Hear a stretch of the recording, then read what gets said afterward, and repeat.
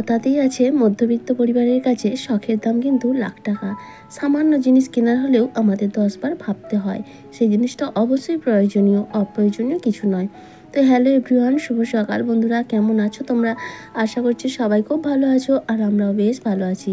আমি আলপনা, আমার নতুন আরও একটি ব্লগে তোমাদের সবাইকে জানাই অনেক অনেক স্বাগত আর অনেক অনেক ভালোবাসা। আজ হচ্ছে বৃহস্পতিবার, এখন ঘড়িতে সময় সকাল 8:30। আর তোমরা অবাক হয়ে গেলে না? প্রত্যেক দিন বলি 6টা, 6:30, 7টা, কিন্তু আজ বলছি 8:30। ঘুম থেকে উঠতে কি লেট করেছি? একদমই নয়। প্রত্যেক দিনের মতো একই টাইমে ঘুম থেকে উঠেছিলাম, কিন্তু সমস্যা হলো কারেন্ট বা জল। তো সকাল 6টায় যেমন জল দেয় সেরকম জল দিয়েছিল, আর 10 মিনিট জল দেওয়ার পরেই কিন্তু কারেন্ট চলে যায়। তো তার কারণে আর জল পাওয়া যায়নি, তাই অপেক্ষা করছিলাম জলের কাজগুলো করার জন্য।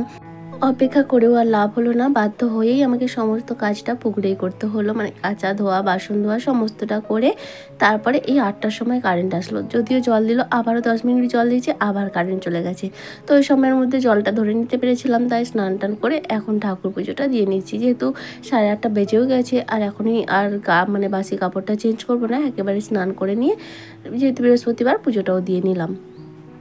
আর আজও মেয়ের পরীক্ষা রয়েছে, তবে আজকে বেশিক্ষণের পরীক্ষা নয়, ওই আধা ঘন্টার মতো সময় লাগবে, হয়তো জিকে পরীক্ষা রয়েছে। তো সেই জন্য রান্নাবান্না সকালে করব না। আর এখন দেখতে পাচ্ছ অনেকটা সময় পরে ওদিকে মেয়ে চলে গেছে পরীক্ষা দিতে, আর আমি লেগেছি সংসারের কাজকর্মে, টুকটাক করে কাজ তো করতেই হচ্ছে। আর আজকে শরীর কিন্তু আমার ভালো নয়, মেয়ে আগের থেকে একটু ভালো আছে। তো যাই হোক, এদিকে দেখো বিছানাটা ঝেড়ে নিয়ে এই ঘরে এসে কয়েকটা জামা কাপড় ছিল আর কি, সেগুলো গুছিয়ে আলনায় জায়গা মতো রেখে দিচ্ছি। আর আজকে ভাবছি মেয়ের জামাগুলো একটু রোদ দিয়ে দিই। আসলে শরীর চাইছে না, কিন্তু রোদ দেখে না মনটা ফোঁস করছে। আবার ভাবছি বৃষ্টি হবে, ওই যে শুনতে পাচ্ছি নিম্নচাপ আসছে, তো বৃষ্টি হলে সেটা আর হবে না। তাই যে কদিন রোদ দেখতে পাচ্ছি একটু কষ্ট করে টুকটুক করে কাজগুলো যদি কমপ্লিট করে রাখি, তাহলে মনের দিক থেকে শান্তি থাকে। আর এই পুজোর সময় বৃষ্টি হলে ভালো লাগে না। এদিকে কিন্তু বীভৎস গরম, তখন মনে হচ্ছে বৃষ্টি হলেই ভালো। কিন্তু এই কাজগুলো এখন যেমন রোদ হচ্ছে বলে পরিষ্কার পরিপাটিভাবে কাজ করা সম্ভব হচ্ছে, বৃষ্টি হলে না সেটা হয় না। তো সেই জন্যই চাইছি আর কি মেয়ের জামাগুলো আজকে বের করে নিয়ে রোদ দিয়ে দেবো। আর একদিন 2 দিন লাগবে আর কি, বুঝতে পারছি একটা আলমারির জামা কাপড় রোদ দিতে 4 দিন সময় লেগে যাচ্ছে। আসলে কি বলো তো, পরিশ্রমটা কম হবে, তারপর জায়গাটার জন্য সমস্যা আর কি, সেই জন্য। তো যাই হোক, সব মেয়ের জামাগুলো বের করে নিচ্ছি, নিয়ে রোদ দিয়ে তারপরে রান্নাবান্না কমপ্লিট করবো। তবে হ্যাঁ, ওদিকে কিন্তু ভাত বসিয়ে দিচ্ছি।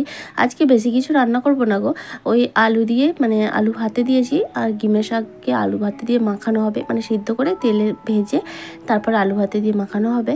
আর করব ডিমের ঝোল আর সজনে শাক ভাজা, এটাই আর কি। তো ওদিকে দেখো ভাতটা আমার হয়ে গেছে, নামিয়ে নিয়েছি। আর এখন এই যে শাকটা ভেজে নেব, তাই তেলের মধ্যে একটু কালো জিরে, কাঁচা লঙ্কা আর একটু রসুন কুচি ভালো করে থেতো করে দিয়েছিলাম আর কি, ভেজে তারপর সজনে শাকটা ভাজা করে নেব। আর ডিমের ঝোলটা আমার রান্না হয়ে গেছে, ওইটা ফেসবুকে শর্ট ভিডিও, মানে ফেসবুকের ভিডিওতে দিয়েছি, তাই তোমাদের সঙ্গে আর শেয়ার করলাম না আর কি। তো যাই হোক, এদিকে এখন শাকটা আগে থেকে লবণ হলুদ দিয়ে সেদ্ধ করে রেখেছিলাম। আর সজনে শাক খেতে আমার কিন্তু বেশ ভালো লাগে, তবে বাছতে একদম ভালো লাগে না, অনেকটা সময় লেগে যায়।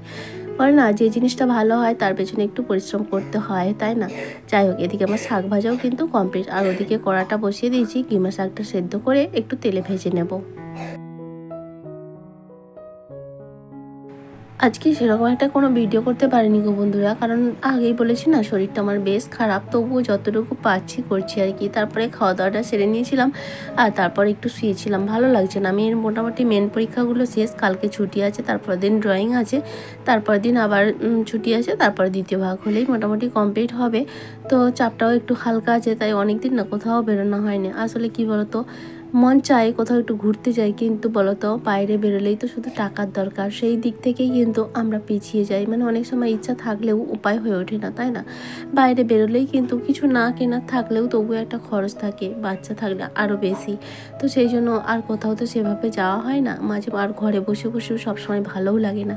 তাই মাঝে মধ্যে একটু কয়েকদিন ধরেই বলছিলাম, কিন্তু মেয়ের শরীরটাও খারাপ, তারপর ওদিকে তো বৃষ্টিও চলছিল, সব কিছু মিলেমিশে আর কি হচ্ছিল না আর কি। ওই যে বললাম না, শখের দাম লাখ টাকা, 10 টাকার জিনিস কিনতে হলেও 10 বার ভাবতে হয়। তো যাই হোক, এদিকে জামাগুলো তুলে রেখেছিলাম রোদের দিকে, এখন জামাগুলো গুছিয়ে নিচ্ছি বিকেলবেলা। তবে আজকে একটু বেরোবো, আর সেরকম বেরোবো বলতে কোনো প্রয়োজন নেই, কোথায় যাব কোনো নির্দিষ্ট কিছু নেই। আর হ্যাঁ, পুজোর কেনাকাটাও কিন্তু নয়, এমনি একটু জাস্ট ঘুরতে যাব, বাইরে বেরোবো, হয়তো একটু ফুচকা খাবো, আর মেয়ে হয়তো কোনো কিছু। আসলে বাচ্চা মানুষ, ও তো সেভাবে কোথাও যেতে পারে না, তো মাঝে মধ্যে একটু বাইরে বেরোলে ওরও ভালো লাগবে। আর ওরও শরীর খারাপ থেকে সবে উঠেছে, মনটাও মানে শরীর খারাপ হলে না নিজেরাও বলো বাচ্চারাও বলো একটা জ্ঞান জ্ঞান ভাব হয়ে যায়। তো সেই জন্যই চাইছি আর কি। আর আজকে তোমাদের দাদাভাইও মোটামুটি বাড়িতে আছে, রাতে ডিউটি, সেই জন্য একটু বেরোবো।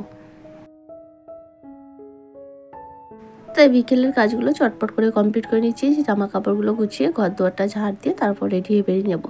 আর আজকে না ভীষণ গরম লাগছে, মানে এতটাই গরম, আর হয়তো ঠান্ডা লেগেছে বলে মানে কফ সর্দি আছে বলে হয়তো গরমটা বেশি লাগছে, নাকি সত্যিই এতটা গরম, মানে বীভৎস গরম লাগছে, অস্বস্তি লাগছে। মনে হচ্ছে একটু বাইরে বেরোলে শান্তি হয়, আবার মনে হচ্ছে বাইরে বেরোলে শাড়ি টাড়ি পরতে হবে, এটা কষ্টকর ব্যাপার। তো সব দিক দিয়ে যেন একটা সমস্যা। তবুও আজকে একটু বেরোতেই হবে। মেয়েকে কয়েকদিন ধরেই বলছিলাম কিন্তু যাওয়া হয়নি বলে ও একটু রেগেই আছে। প্রত্যেকদিন বলো, ও বলছে নিয়ে যাবে না, যদি বলো কেন। তো সেই জন্যই আজকে ভাবছি না আজকে একটুখানি ঘুরেই আসবো। তো বেরিয়েছিলাম, আর বেরোলেই তো জানো টুকটাক কিছু প্রয়োজনীয় জিনিস কিনে এনেছি, তোমাদের সঙ্গে দেখাবো পরে অবশ্যই।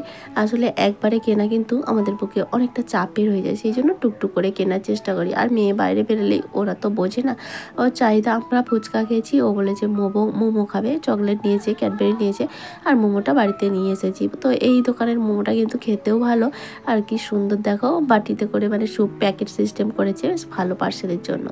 তো যাই হোক এখন মোমোটাও খেয়ে তারপর ওষুধ টষুধ খাওয়াবে। আমরা কিন্তু বাইরে থেকে চলে এসেছি, আর যেহেতু সন্ধ্যা হয়ে গেছিলো সেরকম কোনো ভিডিও করিনি, কিন্তু আসলে সেরকমভাবে কোথাও তো যায়নি, তাই জন্য কোনো ভিডিও করিনি।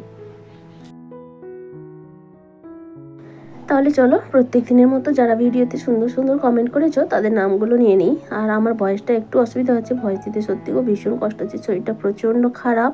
তার মধ্যেও যেটুকু ভিডিও করেছি প্লিজ তোমরা একটু অ্যাডজাস্ট করে নিও, আর যদি ভালো লাগে তাহলে প্লিজ একটু লাইক করে দিও। কমেন্ট করেছে Shampa Saha, Tumpa Marijit, Priyanka daily blog. Comment করেছে আফসানা, অনেকদিন পরে কমেন্ট করলে তুমি, কেমন আছো জানিও। Nimai Das, Tanushree Biswas, Tanushree Biswas, Mamoni Bagdi, smiley, Dipa, Nirku Ghosh, Biswajit Dutta, fusion of Tumpa. আর নির্কু ঘোষ বলেছে তুমি আগের দিনের কমেন্টটা আমার ডিলিট করে দিয়েছো কেন, আমি বুঝতে পারিনি গো তোমার কমেন্ট কোথায় ডিলিট হয়ে গেছে বা তুমি কমেন্ট করেছিলে, আমার ঠিক মনে পড়ে না। আসলে কি বলতো, ফোনটা তো মেয়েও মাঝে মধ্যে দেখে, হয়তো ওই কোনোভাবে ডিলিট করে দিয়েছে, আমার কিন্তু তোমার কমেন্ট লক্ষ্য পড়েনি গো, তাই জন্য হয়তো কোনো মিস্টেক হয়ে গেছে। তো প্লিজ কিছু মনে করো না, আমি ইচ্ছাকৃতভাবে তোমাদের কমেন্ট কেন ডিলিট করবো বলো, তোমরা এত সুন্দর সুন্দর কমেন্ট করো, তোমাদের এই কমেন্ট পেয়েই তো আমি মোটিভেট হই, আর তোমাদের কমেন্ট ডিলিট করব কখনোই না, হয়তো মিস্টেক হয়ে গেছে, তার জন্য আমি সরি চেয়ে নিচ্ছি।